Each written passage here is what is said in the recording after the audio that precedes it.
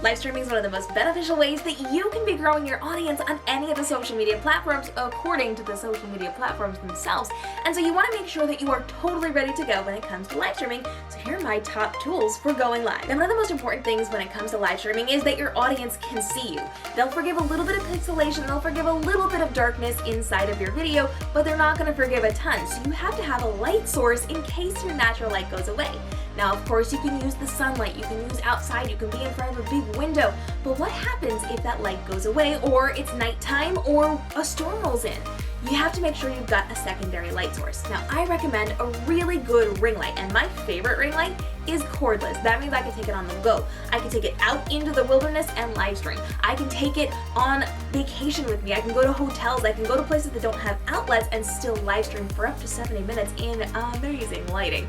So I recommend a good cordless ring light, and I'll link my favorite down below for you, as well as a video that explains the different types of lighting you can be using while you're live streaming. But you want to make sure you've got an umbrella light, a softbox, a ring light, something that can add that light to you so that you can be seen in your live stream. Now, the second thing that I recommend is that you are in fact using something to prop up your camera source. So whether you are live streaming through your phone, through your computer, or through a tethered camera, you want to make sure that you do have something to prop it up with.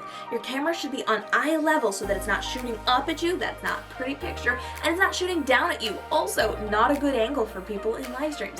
So you want to make sure that you are straight on at eye level and it's not shaky. A lot of people will try to live stream by hand holding their phone or their computer, and it just shakes all over the place. People will not forgive too much of that. So if you're making them seasick while they're watching your video, they're gonna bounce. So you want to make sure that you've got something sturdy to prop it up with. This could mean a tripod. This could mean that you're propping it up on a stack of books. It could mean that you are propping it against a wall and putting something in front of it so that it does not slide.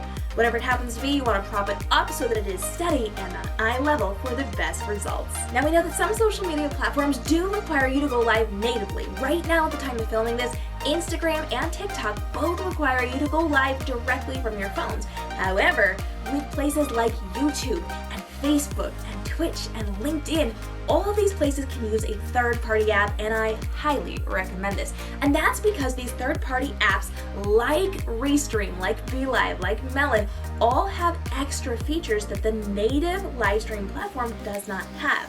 You can have guests on, you can have screen sharing, you can put overlays and backgrounds, you have the ability to insert pre-recorded video. There's so many opportunities for you to be able to live stream. A little birdie tells me some of these platforms are building out even more impressive functions inside of their system that you are going to have your mind blown when you hear about these.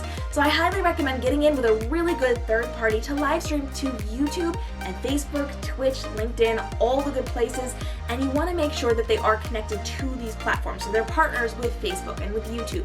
And I've actually got a list of my favorites down below. I'm linking tutorials on how to use these, and I've got some resources that I'm creating for you to help you choose which one is the best fit for you. But this is going to be amazing for simulcasting and getting guests on, scheduling those live streams, and really making sure they're branded to your business so that you know exactly what you're doing when you're live streaming and you never have to stress, which actually brings me to my final point in today's tool list. You want to make sure that you have agenda notes. So this is a series of bullet points that you could put on screen so that people know exactly what you're talking about and when you're talking about it, or it could be a list of topics that you want to discuss without putting those up on screen. So whether you are live streaming through your phone on Instagram and you're just going to have a list of agenda points there to look at right next to your phone, right by your camera so that your eyes aren't looking too far away at it, or they're going to be plugged into your agenda inside of the third-party system you're using to live stream on YouTube or Facebook or wherever it happens to be, you want to make sure you've got a bullet point list of everything you're going to be talking about, including tips for your intro, including every single talking point that you're going to be discussing, including calls to action that you're giving your audience, and including reminders that you will not be putting on screen so that you know when to insert a question or what is coming up next, or when to give calls to action that are not going to be displayed on your screen. Always have those agenda notes so you know exactly what you're going to be saying, so even if no one shows up, you have exactly what you need to talk, and you're going to be able to then show it to people while you're on screen as well, and it's going to make a world of difference for your engagement level. Now there are a ton of other tools that you can be using while you're live streaming, and there's a lot of options that you can grow into as you're developing your brand with your live streaming. So stick around, stay tuned, hit that subscribe and notification bell.